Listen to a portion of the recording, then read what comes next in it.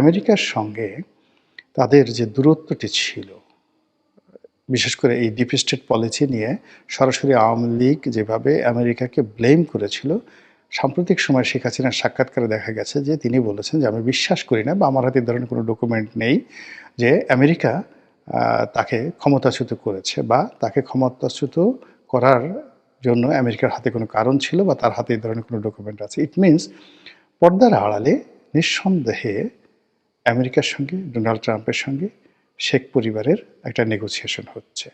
ফলে যখনই কোনো একটা নেগোসিয়েশন হয়, তখন সেখানে সব কিছু স্বাভাবিকভাবে চলে না।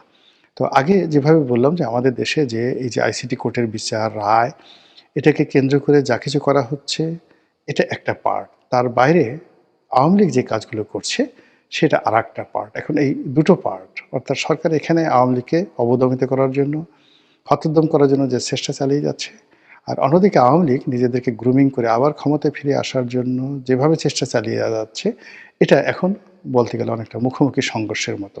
এখন এই সংঘর্ষে কারা জিতে, সেটাই দেখার বিষয়।